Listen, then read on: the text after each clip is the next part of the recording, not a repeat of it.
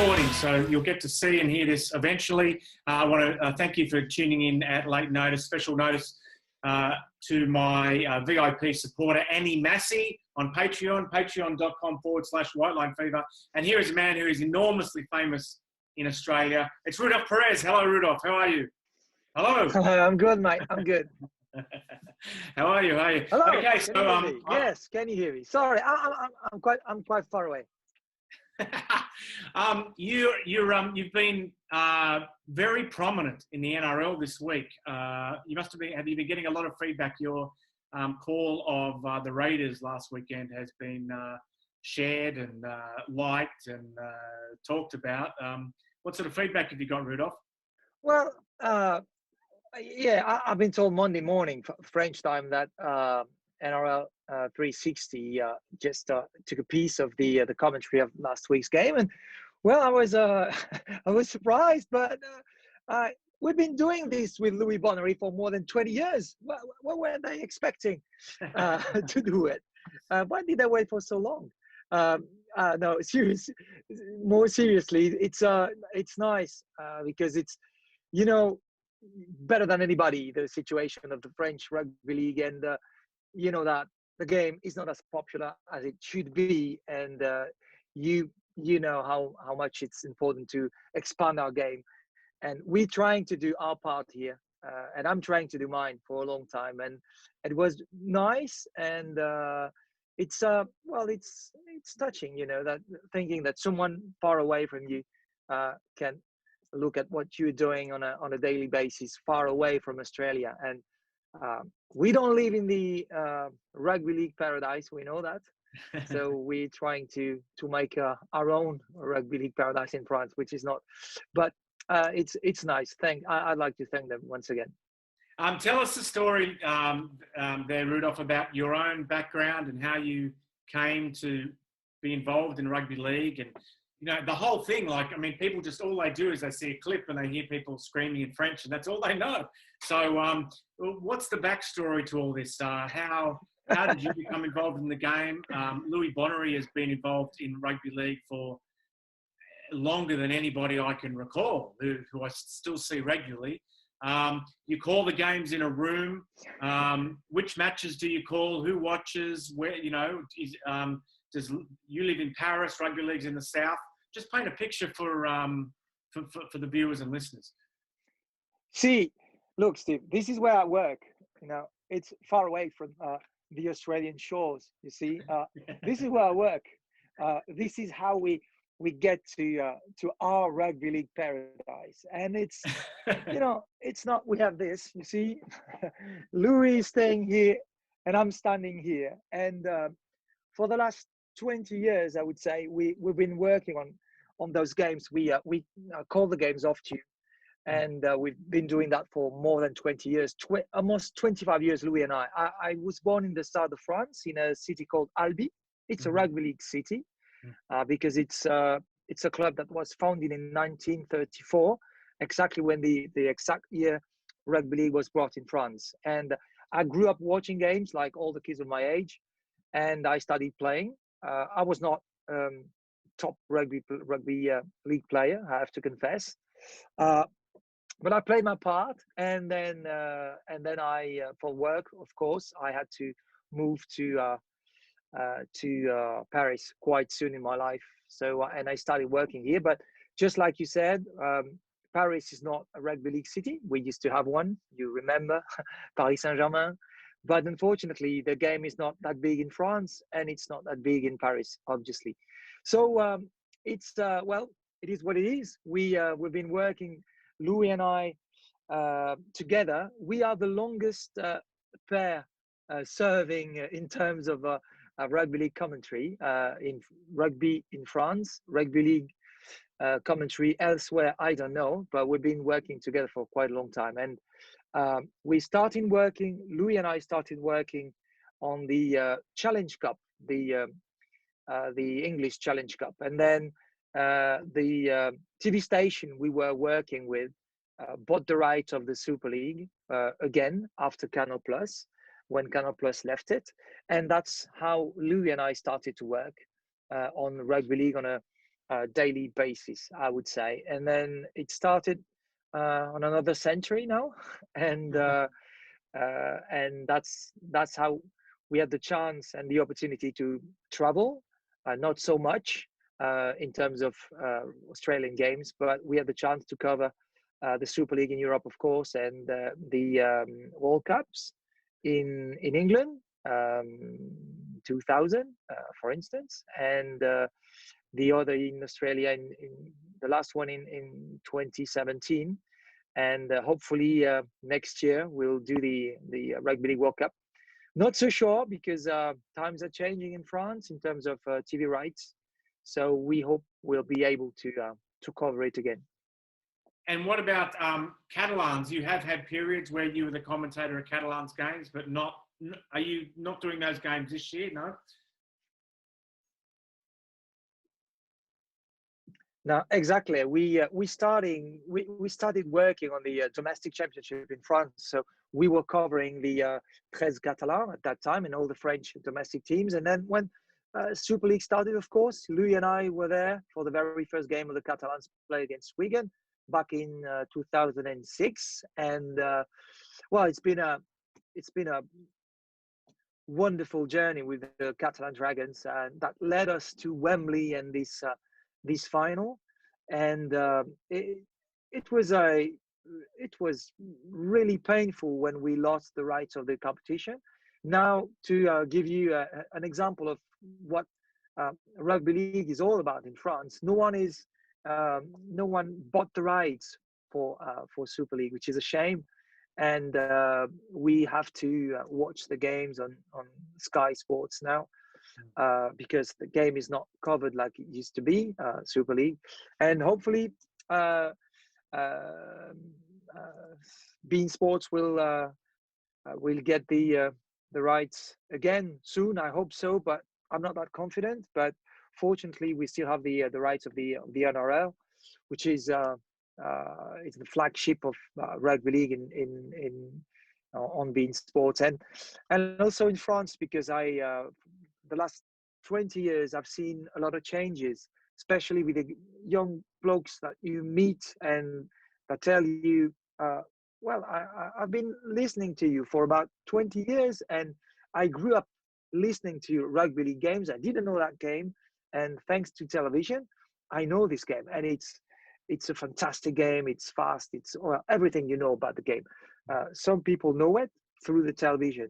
Without the television, they would never heard about this game, and especially what was going on far away in Australia. Is the NRL? We know that the Roosters trained in I think in Paris before the World Club Challenge last year. Is there potential there? I mean, if the NRL put on a match in the south of France, would it be commercially viable? Is there, if people are watching the games on television, is there a way the NRL could leverage that? Well, commercially viable, as much as a rugby league can be, I would say, because who would have played the game? The Catalan Dragons? Yeah, they could have been some sort of a, no offense, but sparring partner for the Roosters before the World Club Challenge. Yes, would have been a good idea. The game might have been televised. Would it be viable? I don't know. But for the main interest of the game, it would have been a bonus, of course. And just something that I remember about this day, I was there and I went to see the training session because I went to see Trent after the training session with a couple of friends he knew from a long time ago from Toulouse. And it was funny to see that on that particular day, there were no rugby union coaches. Just to remember to the viewers that rugby union is really big in France, even if the times are difficult for everybody. But there were no rugby union coaches attending these training sessions. And those training sessions were the best thing you could find in the business in terms of athleticism, in terms of tactics, in terms of players, staff, the way things are handled in the NRL. So there were no interest or whatsoever from the coaches, which is a shame. And it's based on, you know, that because you've been traveling so much, everything is based on curiosity. You have to see, uh, to see exactly what the others are doing to try to improve yourself. And we haven't seen this curiosity from the main rugby code in France when the Roosters came. So you had a lot of fans who came. They were so happy to see the fans, to see the players that they could see on TV. And I remember something funny.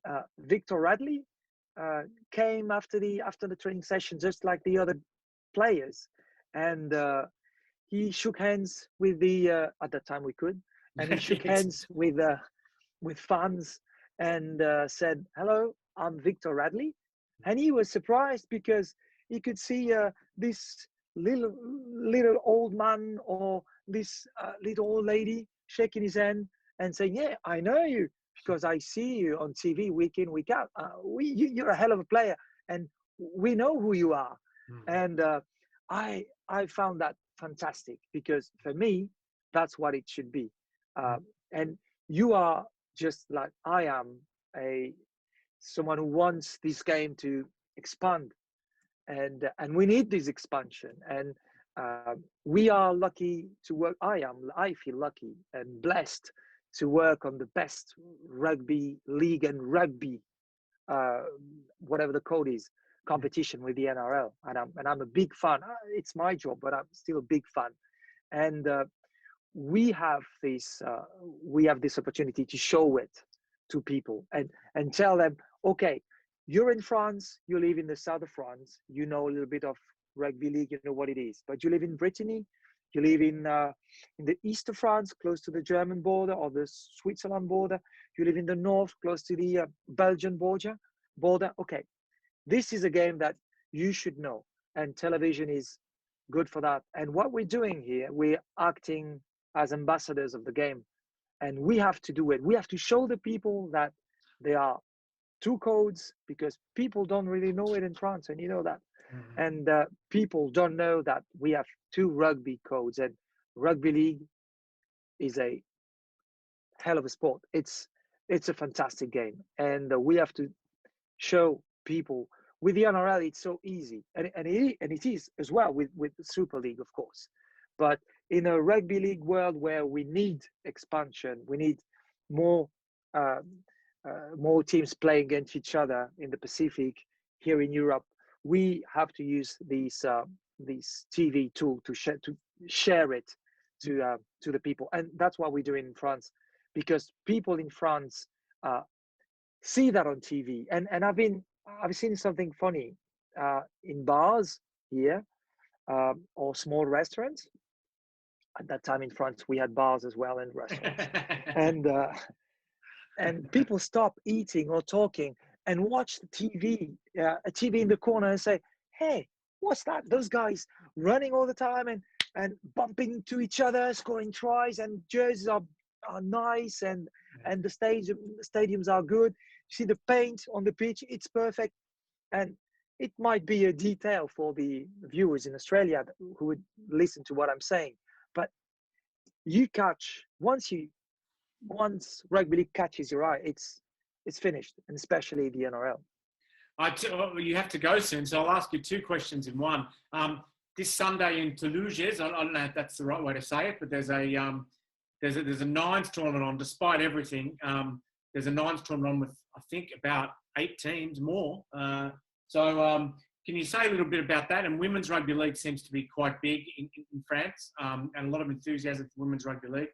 And secondly, the next 2 weeks, obviously very exciting for you and Louis Bonnery, calling the last 2 weekends of the NRL season, culminating in the grand final, of course. So give us your tip, what you think is going to happen over the next couple of weekends. So yeah, just those two things, Rodolphe, and I'll let you go.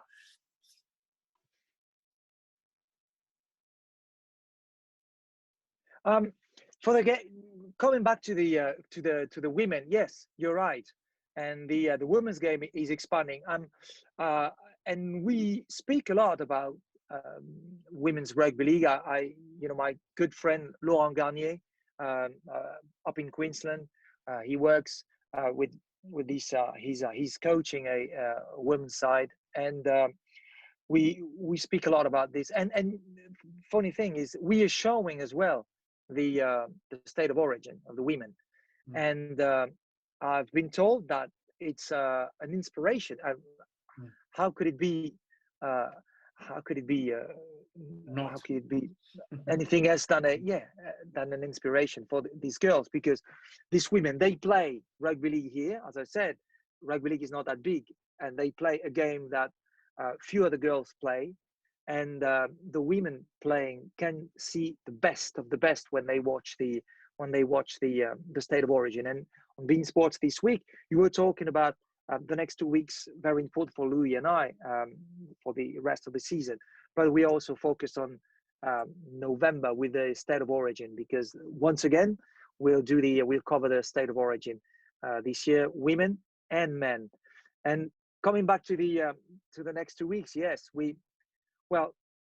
it's been a strange season for everybody, and for us as well, because we thought that it would never come back. And at a time here in France, people have to know in Australia that the only live rugby and sports event was in Australia, was the NRL, because at that time everything was shut. Soccer was shut in France, rugby union as well, of course, basketball, volleyball, whatever. So the only live sports that you could get on Bein Sports or elsewhere was the rugby league, and was the NRL. And so we were happy, proud, enthusiastic, just as always, Louis and I, when the competition started back.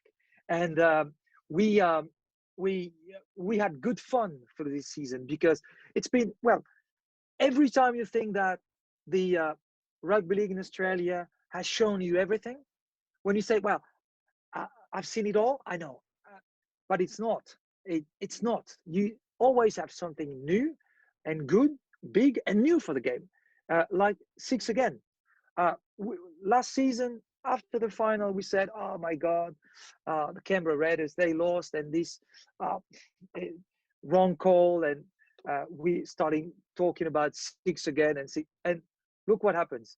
A few months later, you have this new rule, Six again, accelerates the pace, and some think it's good, some don't think it's a very good rule. I personally think that it's a good rule. Everything that can speed up the game is good for me, because we know that we playing a game not just for rugby league itself, but we play with all the competitors, all the other codes, all the other sports, AFL or rugby union here in France. So everything you can bring to the game to make it more spectacular, we take it. And once again, the NRL set a new standard, and it's bigger, faster, and more exciting than ever. So for the next 2 weeks, I would like to have a couple of surprises. I would like to see a big surprise, something that shakes. But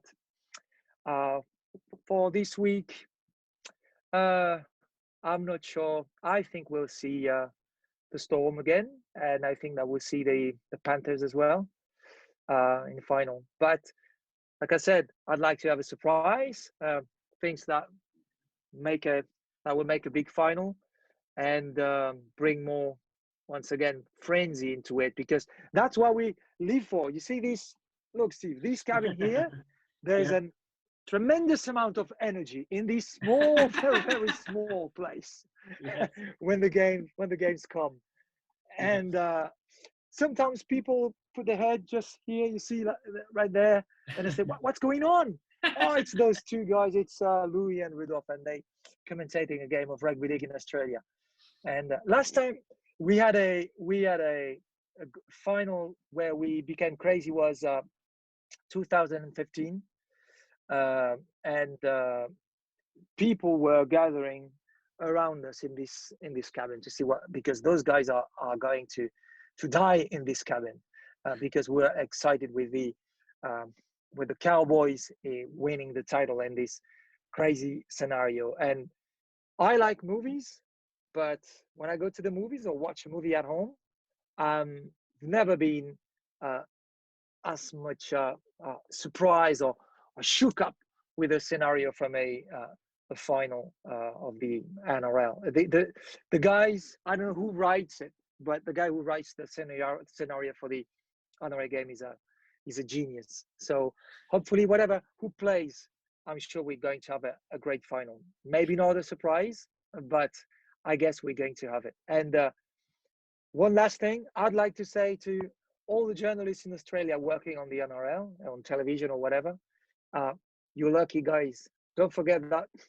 Don't complain, because you have the chance to work on a fantastic sport and a great competition. And you're living in the paradise of rugby league journalists. Don't forget that.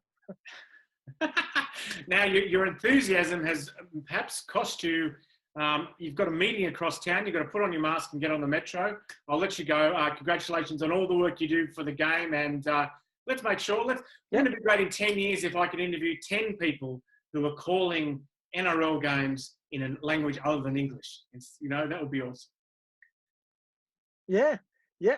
But yeah, it's difficult. We're a few actually. Spain, maybe Turkey. Have you seen that? Yes, Turkey. The Czechs sometimes. Is there some Czech commentary? I don't know. Anyway, you got to go. Yeah, but I recently heard. Yeah, I gotta go. And be sure that we're doing our party in France for the NRL for the rugby league. But you know already that.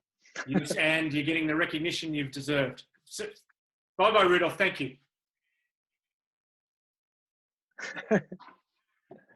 Thank you very much. Take care. No, thank you, mate. Thank you very much. I really appreciate it. Stay safe.